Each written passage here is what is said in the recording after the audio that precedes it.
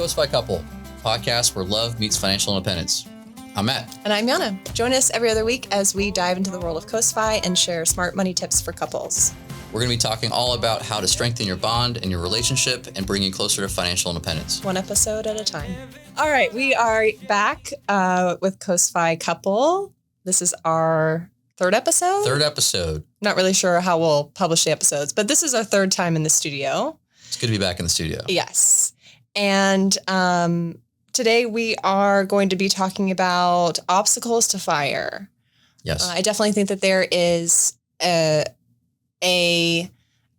mindset shift that needs to happen for people who are new to this concept. I definitely had some experiences when you first brought fire up that sounded crazy. We could never do that. It's just so off the beaten path, right? Right. So what you normally hear from the fire community is, we're 29 and we're millionaires and we don't have to work anymore. Right. And in the back of your mind thinking, how the heck did they do That's that? Unattainable. And then they start telling you, we cut everything, or we live in our car. Exactly. We still live with our parents. Or one of the obstacles actually that we haven't talked about a whole lot when we first started talking about fire, and a big obstacle for me is I kept seeing all these examples of people who were firing early, in their 20s or in their early 30s, like fully firing. And my question was like, do they have kids? Right. Do they have kids? So you judged slightly, and we're not naming names, so we judged people slightly because we thought that their expenses did not match our expenses. No. And there's no way that we could have such a low expense rate and such a high savings rate in my mind for a long time with kids. But we'll get into that. Yeah. We figured out a way. I mean, we're not full fire, but we're coasting. Hence the show. Right. All right. So first obstacle to fire.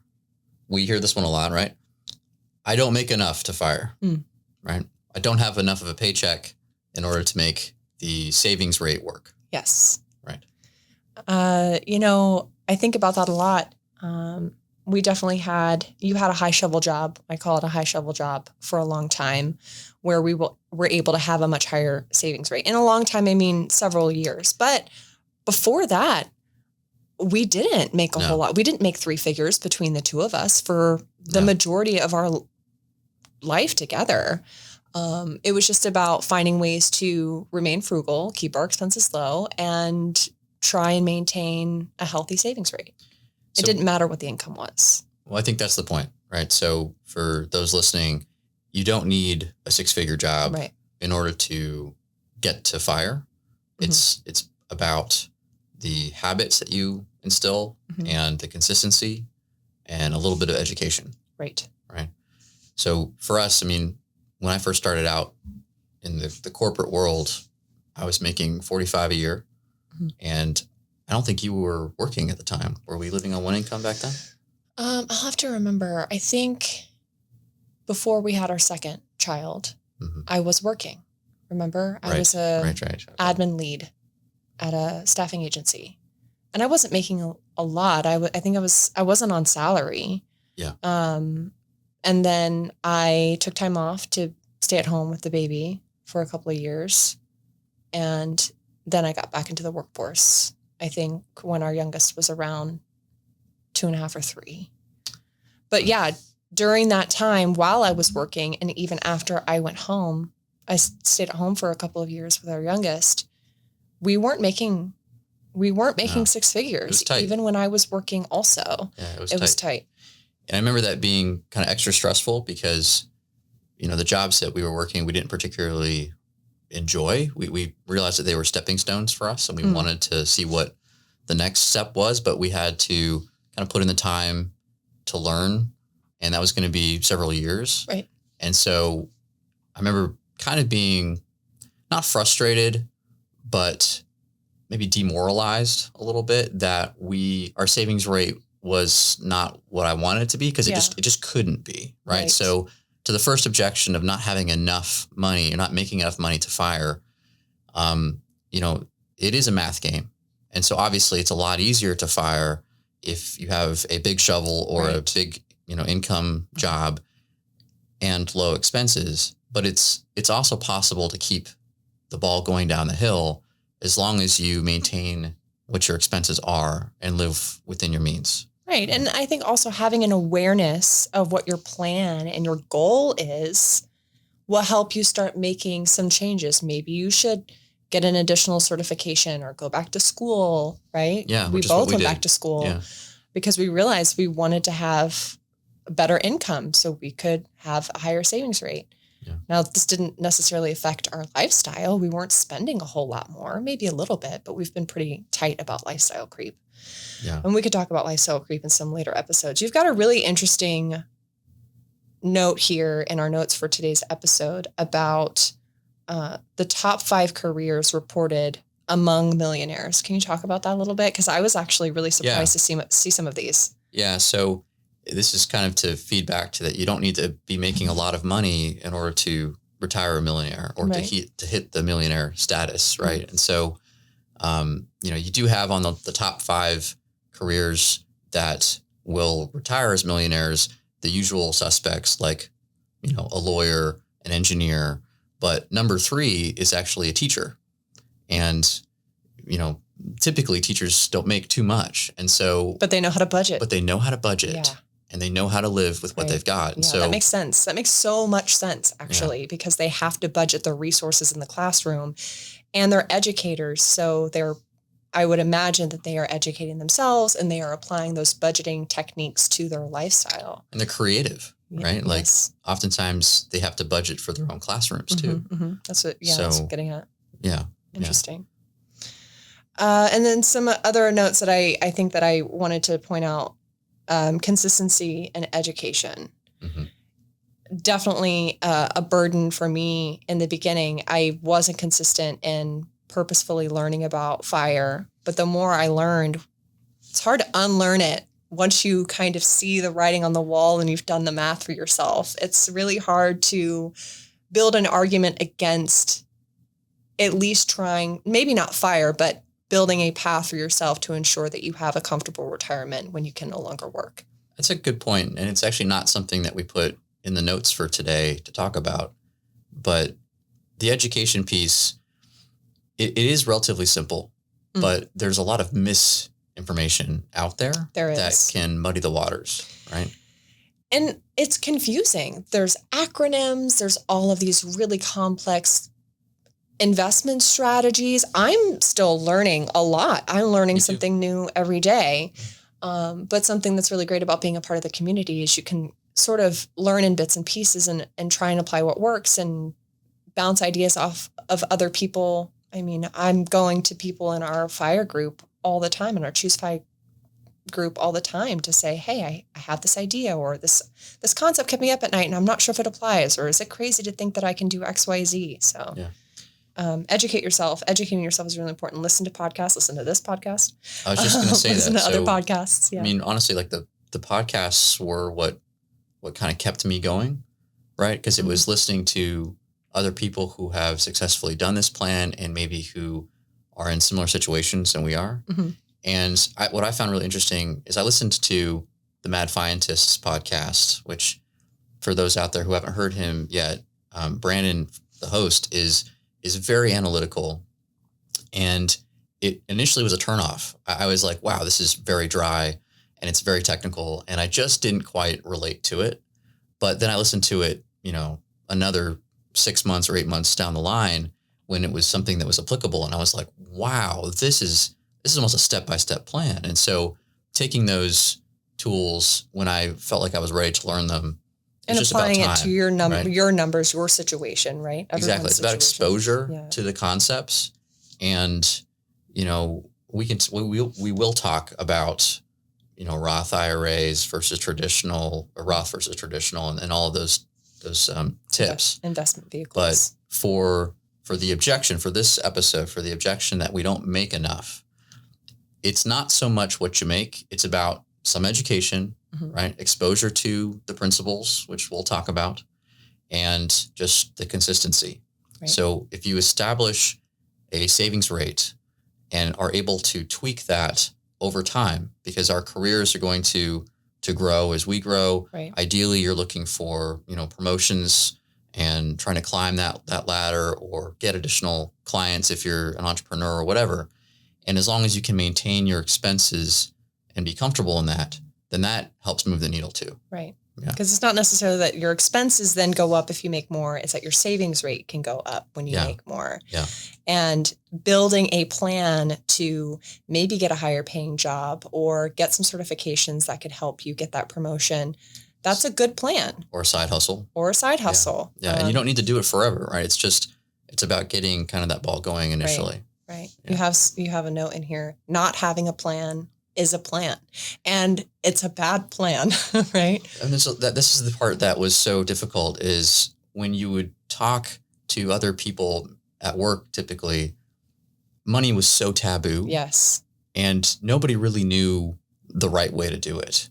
And it was kind of the default, I think, for most people to say, well, I make this, so therefore I can spend this. Mm-hmm. And they might, contribute hopefully to the match if the company that they work for offers a 401k match, which is a very good idea to start with. It's free money. But, the less amount that you contribute now just extends the math problem, right? It extends the less the ball grows and rolls down the hill for that compound interest to start really building. Yeah. And that's what you want. Start early. And it doesn't have to be a crazy amount early. The sooner you start, the bigger the ball is when it starts rolling. Which is why this podcast is kind of being made too, for not only for us to learn, but also to teach our kids about some of the lessons that we've learned. Because for those that can start when they're in their 20s or younger, the math makes so much more sense and it's easier. So you have to put less of a savings rate in to be able to get the result that you want. Yeah, it's way fun playing with the compound interest calculators.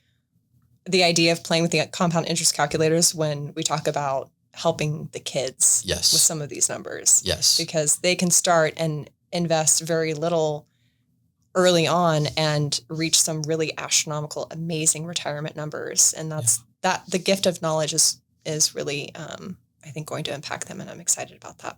Yeah, me too. 50 years of growth is a very fun calculation to play with. Yeah. Yeah. The more that Jan and I simplify and automate our finances, the happier we became. And this is the single greatest finance budgeting tool that's come out in recent times.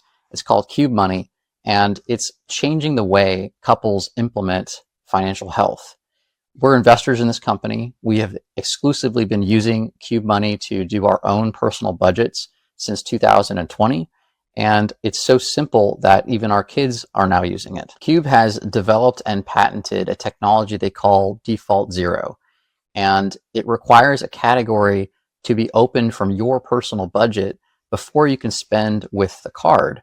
And then once you spend, it deducts it all in real time. This single feature has made Cube the safest card in the world to use.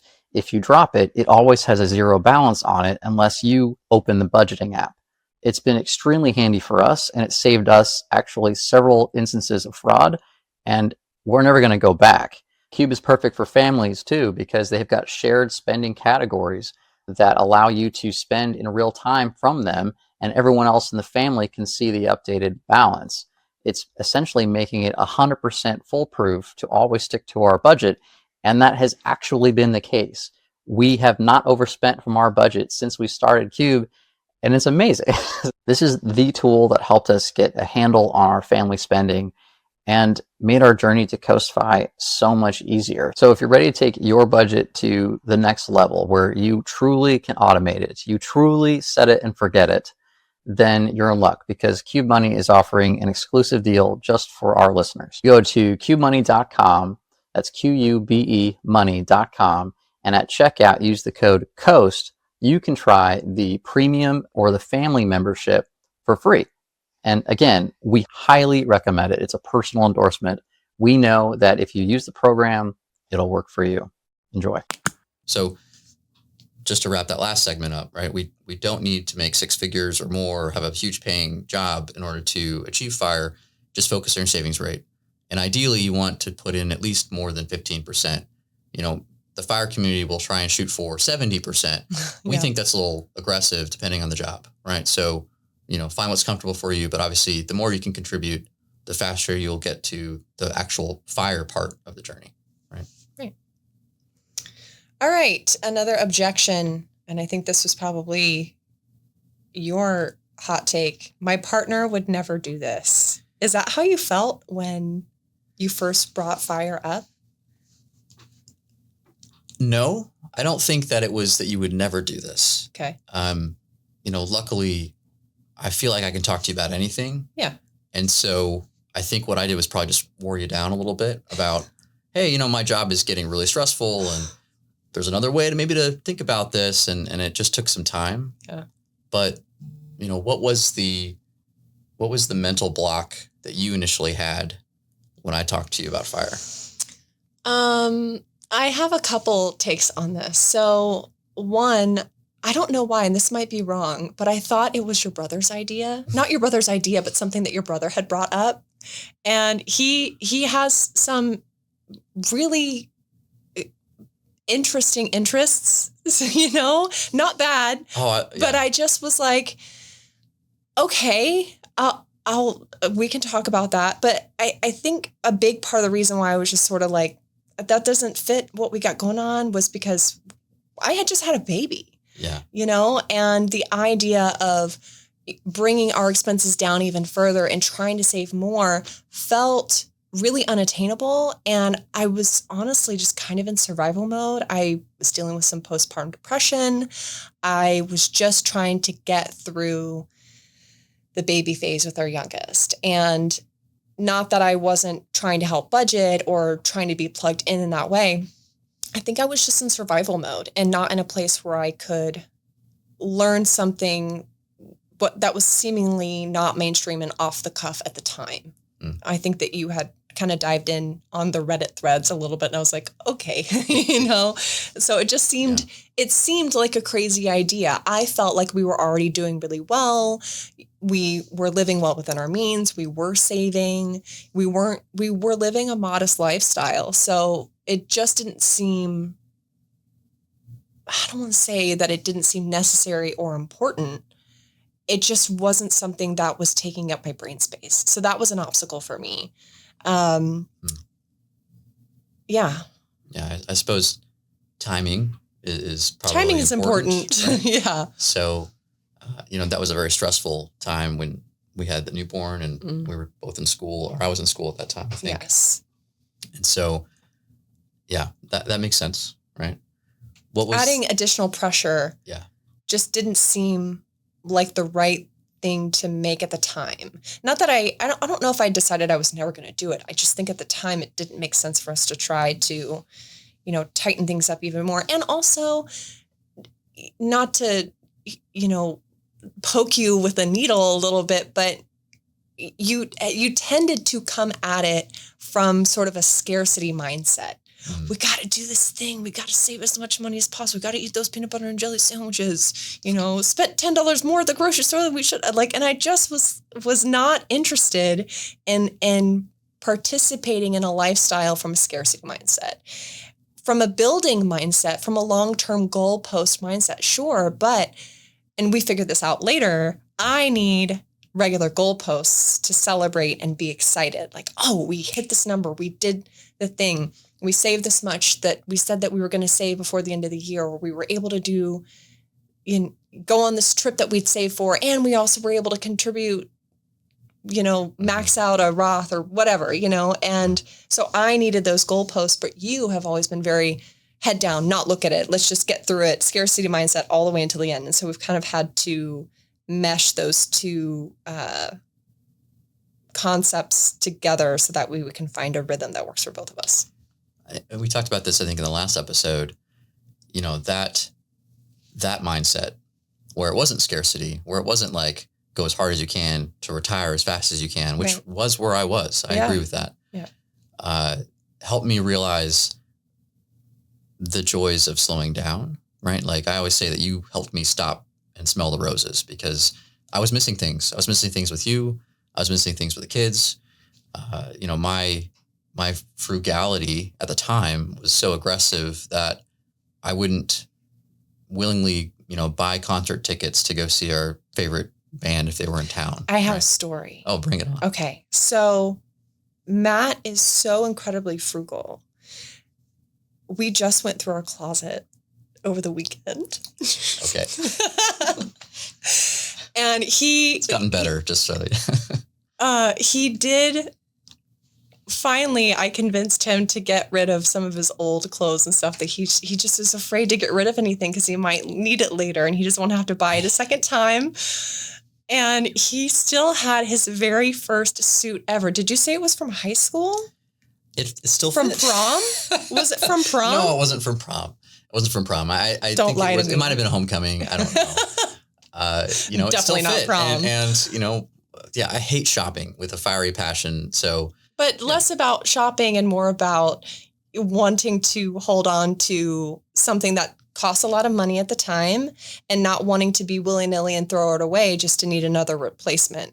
But to be fair, I have worn that jacket, over the course of our relationship. the one that was the oldest. I'm pretty sure I wore that to like a you wedding had of a friend lot or of suits something. that you thinned out of the closet. Yeah, luckily I don't have to wear them as much anymore, thankfully. So Anyway, so that principle of Matt's frugality has sort of permeated a lot of the different areas of our spend and our savings, and it's definitely worn me down in good and frustrating ways. But well, you felt me too. Our closet is now looking clean. Yes, it looks great. We have space in there. It's good. So to get back on topic for a second, right? So the mental block that you encountered initially was timing, the fact that we came at it with a scarcity mindset. And I was just in survival mode. Yeah. Yeah, it was a tough time. So what was the catalyst maybe to start thinking about this in a positive way and taking it more seriously? I think once we made some changes with our jobs and I felt like I was able to contribute more financially. It's true. It was living on one income for a right. while. It was more fun to count the beans because I was helping put beans in the bowl. In the pot. Right. And so that became a little bit more fun. And I think I had a sense of relief that we were finally able to hit some of our savings goals on a more consistent basis. And we were no longer really in survival mode. Our youngest wasn't a toddler tearing through the house anymore. We had sort of reached a level of peace in multiple areas in our lives. And I think it shifted from scarcity mindset to we get to build together.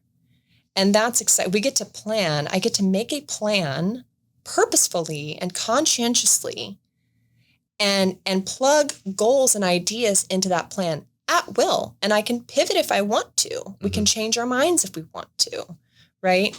Oh, and therapy. I definitely think therapy really helped. So try that. Let's clarify the point on therapy. Is it just because of your previous relationship with money that you had? Or yeah, I didn't grow up with a lot of positive influences around money. I did have a grandfather that helped me learn how to save, but he died when I was young. And so I think that if I had that longer in my life, I probably would have had a different relationship with money.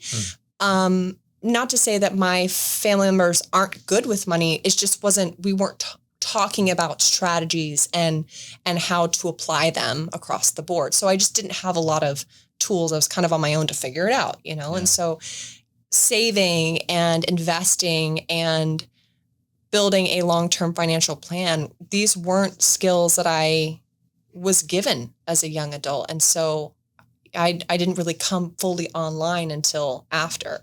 And I don't think that therapy necessarily helped me deconstruct my relationship with money. More so, it helped me deconstruct some of my other habits just in life, or, bringing new, healthier tools to the table. And that just sort of affected how I thought about money and how I communicated with you about it also positively. Yeah, you told me once that you liked the sensation of knowing the language. Yes. But it took a while to build that. Yes. And now when we go to, local fire meetups or finance clubs that are around town, we all speak the same language. And so it almost enters into this community aspect. Yeah. And so I think, although it might have been hard initially for maybe people here who are, trying to introduce their spouses And get their spouses on board. or their partners on board with this, it's tricky. It's apparently very delicate, right? You have to not be too aggressive. I think it's just slow exposure to the concept. Right. And treat it like we're building something together. Yeah. Right. And it is a language that you have to learn. There's acronyms and there's strategies, and that can be really overwhelming. I've probably said that 6 times already on the podcast. It doesn't have to be. It doesn't have to be. Take it in small spurts, Exactly. Try and learn one new thing every few days or every week or so. Yeah. And I'm so glad that I did, because now I feel like I have control and we have control over what our plan is. And it feels peaceful. It feels really, I feel secure in our plan, and I feel confident, and I feel like we've built a community as well. If we're worried about being in an echo box about it, right? We can always ask other people what they've done in this situation. So although going to some of those FI groups in the beginning was really kind of intimidating for me, because I felt like I didn't know what they were talking about. They would spit acronyms off and reference these financial independence strategies that I had no idea what they were talking about. And so that was kind of intimidating for me. I like to be good at what I do with my time. And so it took time to get there. I remember the last point on this topic, but I remember we took some road trips with the kids, and there was this point where I think we were listening to, it might have been Friends on Fire podcast or one of the podcasts that mentioned this. And it was good. It was entertaining, similar to what we're trying to build here, where it's approachable. Mm-hmm. And I remember there was a time, because, when I'm driving, I sometimes get to call like the driving card where I say, you don't do it every time. I don't do it every time, but like, I want to listen to an episode of this while we're driving on this 7-hour road trip. Right. And there was a time where you're like into the show. And afterwards I remember being like, like that's one more, potential catch to be able to get you. Got her on to it. Cause you're asking questions, and I would tell you kind of like how, we applied in the past. And then, again, your perspective really helped me improve our plan and make it so that it was something that you wanted to be part of, because my approach was just not.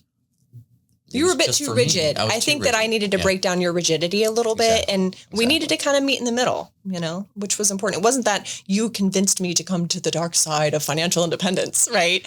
It was more so, I convinced you to loosen up a little bit and prioritize things so that way we could build a budget that was applicable for both of our goals. Yes. Together and independently. And I also, kind of came to the middle on understanding what the point of it all was and the long-term goals and all those things. So it was just sort of and it took time, but yeah. That's the last point, is it's an ongoing discussion. Right. Yes. It's not a one-time discussion or disagreement. It's an ongoing topic. Yeah. And I think that is healthy, and just keeping in mind that every time you talk about it, it is productive, even if it doesn't feel like it's going anywhere, because it was. I just wasn't sure yet. Yeah, you want to get to a point where talking about your dreams is exciting with your spouse. And it becomes the point. Yes. Because the money's not the point. Right. And that was hard for me to initially admit, right? Like, I wanted to be a millionaire. Right. I wanted the big house. Yeah. And then you helped me realize that it wasn't about that at all. No. It was about the love and family. It's about the path on the way there. The path on the way there, and enjoy that. And I read, there's actually a podcast with Bill Perkins, who wrote the book Die with Zero. And it's a different concept than the FIRE concept.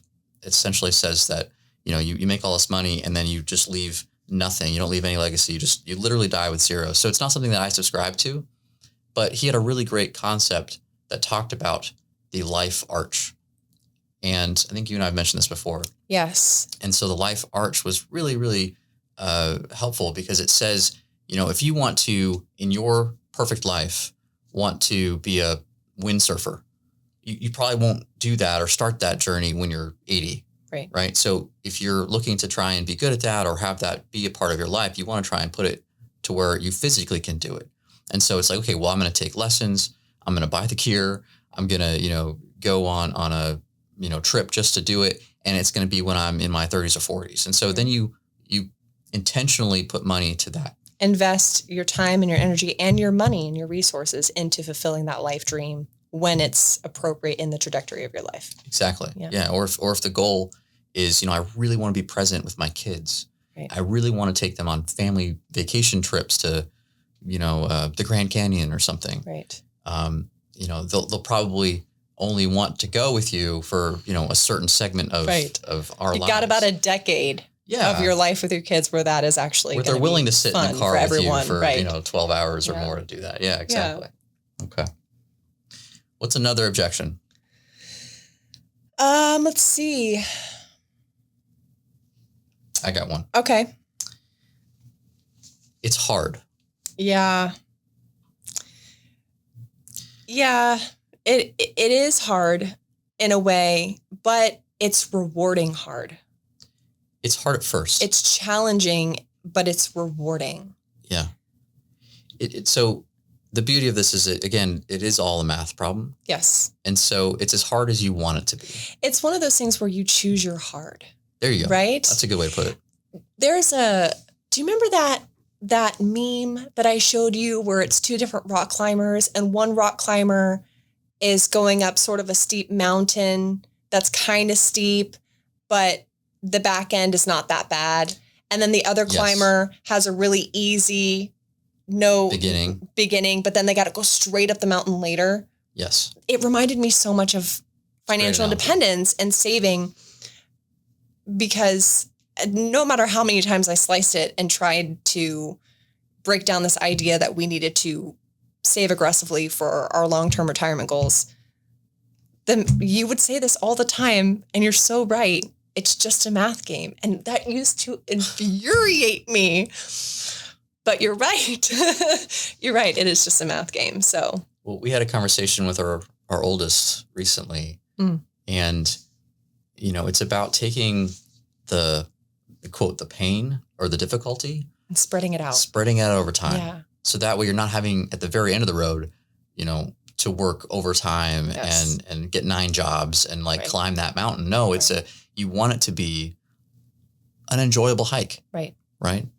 And so that goes back to our first point of start as early as you can, save as much, that you're willing or able to, and it will be easier for you later on. Right. It can be challenging for a longer period of time and then easier and enjoyable later, or it can be easy and enjoyable now and really, really hard later. Yeah. So, and luckily, I think you're like me, where we would much rather, if we have the ability, plan for an easier life in the future. Yes. And, we're young enough to be able to put the stepping stones in place. And we might have a couple of years where we fall off the bandwagon, like we did with, when we had our first, or when we had our second born, where we couldn't save as much as we needed to. And so that took a couple of years, but that's okay. Mm-hmm. It's about there's only 2 or 3 years where he really needed me at home. Right. Oh yeah. As a baby. You were totally right. And so it was a good call. Yeah. Yeah. Yeah. So I feel good about this episode. Yeah, me too. Okay. I think those are the main objections that we get. We'll talk about a couple more later on. I'm sure more will come up, but we'll discuss them as we think of them. But Okay. Well, signing off, guys. Thanks so much for joining. Yeah. See you next time.